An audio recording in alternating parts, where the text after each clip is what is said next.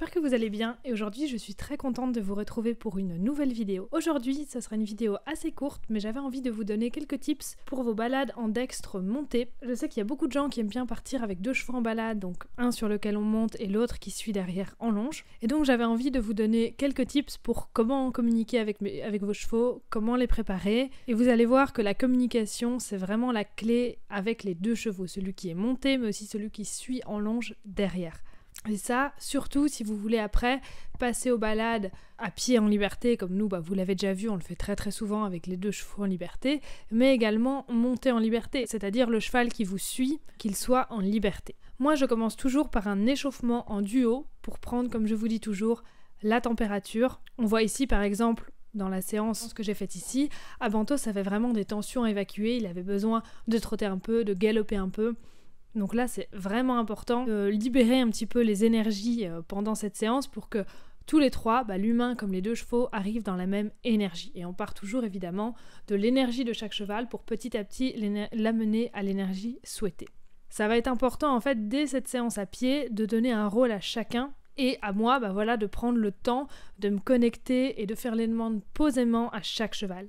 Et c'est pour ça que je commence avec quelque chose de très très simple, comme ici simplement des petits suivis en rappel, quelque chose que tous les deux aiment bien, qui ne demande pas beaucoup de réflexion ni de ma part ni de leur part. Comme ça je peux vraiment me concentrer juste sur la communication. Lire un petit peu les signes, voir comment ils sont, répondre aux signes de chacun, m'adapter à chacun. Et c'est vraiment pas pour l'exercice en soi, c'est juste vraiment pour ouvrir la communication avec eux, voir comment les deux chevaux se connectent avec moi, et puis voilà, comme je dis, attribuer un rôle à chacun. Ici, pendant la balade, c'est Caresse que je vais monter, c'est Caresse qui va être devant, c'est Caresse qui va donc mener la danse, je vais avoir besoin de compter beaucoup sur elle. Donc du coup, dès la séance à pied, je commence à lui donner plus de responsabilités.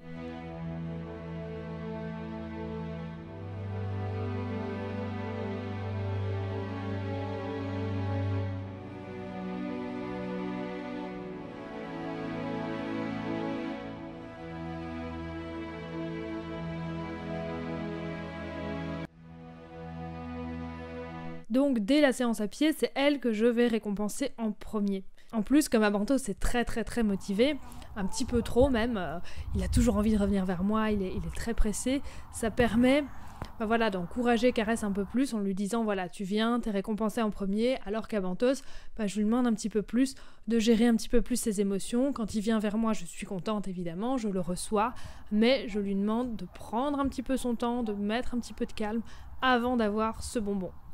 Et donc on voit que je récompense Caresse dès qu'elle arrive, alors que pour Abantos, je lui dis tu attends, et je prends le temps de lui dire tu attends, je donne la friandise à Caresse, je prends mon temps avec Caresse, et ensuite je viens lui donner sa friandise, et on voit qu'à partir du moment où je suis calme et que je suis claire avec lui, et que je lui dis c'est très bien mais tu attends, tu vas avoir ta friandise mais d'abord tu prends le temps de faire le calme, hop, on voit que tout de suite il redescend, et puis surtout qu'il attend, il n'y a pas de frustration, parce que de nouveau, c'est clair. Il sait qu'il va avoir le bonbon, il sait que pour l'avoir, il faut qu'il redescende un petit peu. Et donc du coup, il n'y a pas de frustration et ça lui amène même du calme.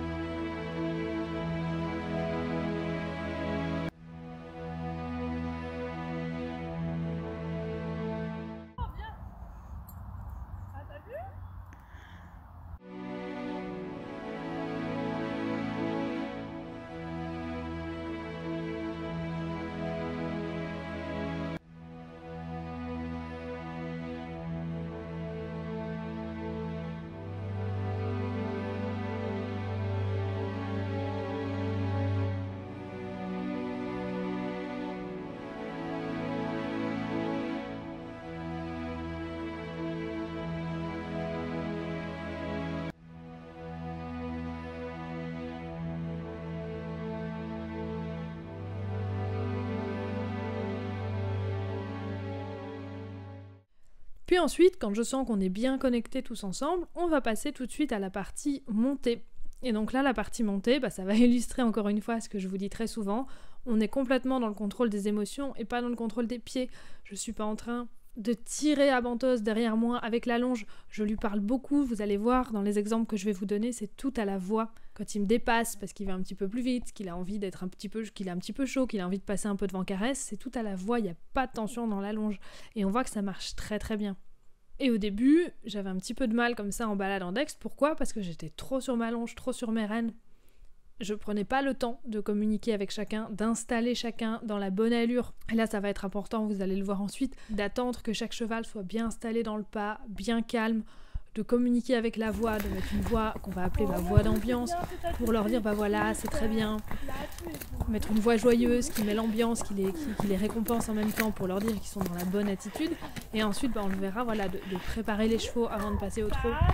Et donc vraiment de les tenir par cette voie et pas par la longe. Quand ça se passe mal en fait en balade en dex, c'est souvent parce que du coup on se raccroche à la longe parce que ça va plus, parce qu'on a complètement perdu le calme et la connexion, et donc du coup on rattrape la connexion avec la longe. Et donc c'est souvent un petit peu une solution de dernier recours, et ça montre déjà que la communication s'est dégradée. Et donc là dans ce cas-là c'est presque mieux de redescendre, de réinstaller la connexion et de remonter ensuite. On voit que Caresse a pris son rôle très au sérieux, elle a vraiment la tête froide, parce que même quand Abantos veut faire un petit peu la course, parce qu'il est un petit peu chaud à un moment donné, elle reste connectée avec moi, et elle essaye pas du tout de faire la course avec lui. Et pourtant, c'est un cheval de course. Elle ralentit même, alors que Abantos est en train de la dépasser.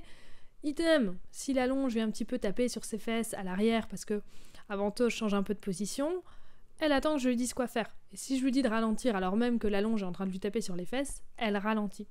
Et ça, c'est quelque chose que je leur ai fait comprendre très très vite déjà à pied, c'est que quand je suis là, et donc c'est pareil exactement là quand je suis montée sur Caresse, la communication passe toujours par moi.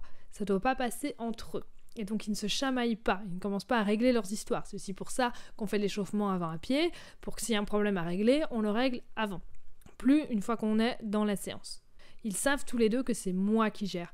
Et donc par moment on voit qu'Abantos, il vient un petit peu embêter Caresse, il vient un petit peu plus près, et on voit qu'elle ne dit rien, parce qu'elle sait que moi, je vais reprendre Abantos, que moi, je vais gérer cette situation.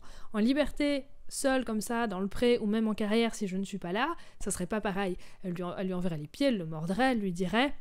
Elle n'attendrait pas comme ça. Là, elle sait que la communication passe par moi. Et du coup, ils sont très très doux entre eux parce qu'ils savent que c'est moi qui vais gérer, c'est moi qui vais les aider. Parfois, par contre, ce que je peux faire, c'est aussi demander à Caresse de venir m'aider, par exemple, pour pousser Abantos, pour le remettre un petit peu à gauche ou à droite. Et ça, elle le fait aussi très très bien. Et pareil, Abantos, il respecte cette demande à partir du moment où je l'appuie. Comme je vous disais, pour les allures, ça se prépare. Donc je dois toujours prévenir Abantos pour qu'il soit pas surpris quand on se met à trotter. C'est très important pour pas qu'il y ait de frustration. S'il n'y a pas assez de communication avec moi, il va y avoir de la frustration. Et le cheval de derrière, on a tendance à se dire, c'est comme un paquet qu'on tire, il suit le cheval de devant. Non, c'est pas le cheval de devant qui doit suivre, c'est nous. Parce qu'à partir du moment où il suit le cheval de devant, ça veut dire qu'à tout moment, il peut avoir envie de communiquer avec le cheval de devant et avoir envie de se chamailler, comme je vous disais tout à l'heure, alors que non, ça doit passer par moi. Il peut avoir aussi envie de faire la course avec le cheval de devant. Bref, il est avec le cheval de devant. Donc il vit sa vie de cheval avec le cheval de devant. Donc c'est très important que le cheval de derrière soit connecté avec vous et que vous aussi, vous soyez connecté avec lui. Comme je vous dis toujours, on demande le regard du cheval sur nous, on demande la connexion du cheval sur nous, mais avant tout, c'est à nous à donner cette connexion. Et donc arriver à être à la fois connecté avec celui de devant, à la fois connecté avec celui de derrière, comme je vous disais, la voix d'ambiance aide beaucoup, on parle tour à tour à l'un et à l'autre. Et donc là, quand on va trotter, tous les deux savent très très bien quand je m'adresse à l'un et quand je m'adresse à l'autre, déjà parce que je tourne la tête vers l'un ou vers l'autre, et ensuite parce que je dis en plus le nom avant, je dis Abantos ou je dis Caresse. Ici pour le trot, je regarde Abantos, de nouveau je prends mon temps, on n'est pas dans l'urgence de trotter. Même s'il nous faut 10 mètres pour préparer le trot, on met 10 mètres pour préparer le trot. De nouveau ce qui compte c'est le savoir-être, le calme. Et donc je dis à Abantos, on va trotter. Et là tout de suite, il répond tout de suite à la demande et il commence à trotter sur place. Car il sait qu'après on va partir dans le trot et pour lui c'est plus confortable d'être déjà un petit peu dans le mouvement, parce que Caresse quand elle part, c'est un trotteur, elle part assez vite, assez fort, et donc lui, s'il n'est pas dans son petit trot sur place avant, c'est pas confortable pour lui, et il se retrouve un petit peu à devoir courir et être un petit peu surpris. Donc de nouveau, on s'adapte. Si vous avez des chevaux qui ont la même allure, peut pourquoi pas les faire partir ensemble. Ici, dans ce cas-là, voilà, je me suis adaptée comme ça. Caresse, pendant ce temps-là, quand je dis à Bantos on va trotter, et qu'il se met à trotter, Caresse, même si elle entend qu'il trotte derrière, elle ne bouge pas, et elle attend que moi, je lance le code pour elle. Si jamais il y a un souci, parce que hop, il y a quelque chose qui fait peur sur le chemin, ou Abantos se chauffe un petit peu derrière, je le repasse au pas à la voix, et on attend. C'est pas d'office qu'elle va trotter, elle attend donc ma demande. Ensuite, quand tout va bien, donc je lance assez vite le trot pour elle, je dis Caresse, trotter. Là, hop, elle s'élance, et du coup, Abantos, il allonge son trot, et on se retrouve avec les deux chevaux qui trottent ensemble. Et de nouveau, voilà, l'intention que vous allez mettre va être vraiment très très importante, de mettre de la joie aussi quand j'ai les deux chevaux qui trottent ensemble, qui sentent bien. J'essaie vraiment d'être légère dans mes rênes, de mettre une voix joyeuse et surtout de respirer la joie, de respirer le calme, leur faire sentir que là on est bien, que là c'est super. C'est important vraiment d'avoir aucune tension dans votre corps parce que là vous allez la passer aux deux chevaux et ça peut vraiment être catastrophique. Et donc voilà, d'être vraiment dans cette joie, dans ce calme et dans cette communication. Et là on va voir encore une fois un super bon exemple. Là à la fin de la séance, on est tombé sur un canapé qui était sur le bord de la route.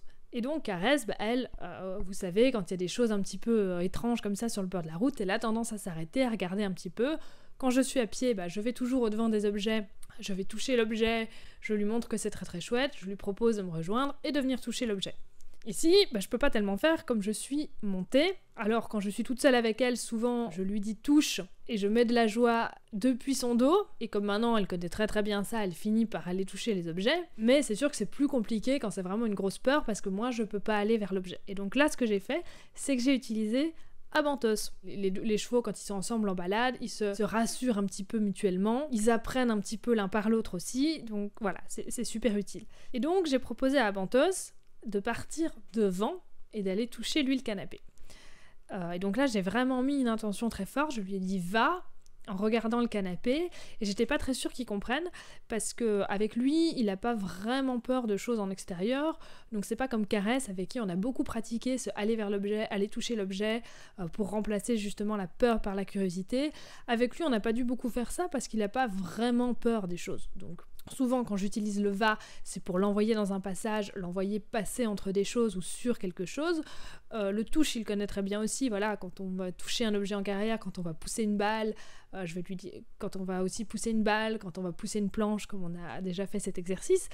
Mais là, c'est un petit peu quelque chose de différent de tout ça. Et donc, j'étais pas sûre qu'ils comprennent vraiment bien mon intention, et pourtant si, comme quoi le pouvoir de l'intention est vraiment magique. Dès que j'ai dit va, en regardant ce canapé, il a tout de suite été vers le canapé et il a été le sentir.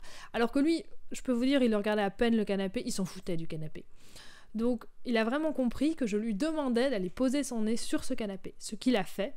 Et donc voilà, j'ai félicité, j'ai mis beaucoup de joie à ce moment-là. Ensuite, je l'ai rappelé, de nouveau, toujours on prend son temps, c'est pas le bordel, c'est pas oh voilà, maintenant qu'il a été touché, j'envoie Caresse avec et on est à deux sur le canapé. Non, j'ai rappelé à Bantos, je lui ai dit voilà, c'est très bien. Je lui ai demandé d'attendre. Et ensuite, j'ai dit à Caresse, voilà, vas-y, toi aussi, touche. Et donc là, j'ai mis ma voix un petit peu haute, je lui ai dit vas-y, touche le canapé. Et elle aussi, du coup, elle avait vu Abantos le faire, elle avait plus aucune peur et elle a été à son tour toucher le canapé. Et du coup, après, voilà, ils ont pu passer devant le canapé sans aucun stress. Si on n'avait pas fait ça, Caresse aurait eu tendance à accélérer un petit peu le pas ou à se figer, alors que là, on a vraiment débloqué la situation. Et donc, on voit encore une fois que la clé, c'est vraiment la communication. Une communication claire avec chaque cheval. Et du coup, on peut vraiment faire des choses après absolument magiques à partir du moment où on a la gestion des émotions de chaque cheval, où on a cette connexion, cette communication, cette confiance qui marche de nouveau, encore une fois, beaucoup mieux que si simplement vous contrôlez les pieds, que vous êtes dans la tension avec votre longe, ou que vous êtes simplement dans des codes où vous avez un cheval robot soumis. Là, on a des chevaux qui vivent vraiment la séance dans la joie, et puis de nouveau qui comprennent, qui savent où on va, qui savent pourquoi on fait les choses, qui savent à qui s'adresser en cas de problème. En balade, voilà, de nouveau, toute la communication passe par moi, donc ils savent vers qui se tourner. Je suis pas juste là pour leur dire marche, trotte, arrête. Voilà, je suis là tout le temps, même voilà, comme avec cette histoire de canapé, il n'y a pas de stress parce que je gère la situation, je leur apporte des solutions à chaque instant. Et bien voilà, j'espère que cette vidéo un petit peu plus courte vous a plu et que vous avez encore appris des choses. Je pense que voilà, sur le travail en duo, il y a énormément de choses à dire. Ici, c'était un petit peu plus axé sur le dextre monté, mais n'hésitez pas, si vous avez des questions ou envie d'en savoir un petit peu plus sur ce thème du duo, à revenir en commentaire pour en parler. Également, il y a une playlist que je vous mets en lien avec toutes les vidéos qui concernent le travail en duo. Cette vidéo sera également évidemment dans cette playlist. Et bien voilà, le petit pouce bleu, ça fait toujours plaisir. Et puis surtout, abonnez-vous. À bientôt. Merci.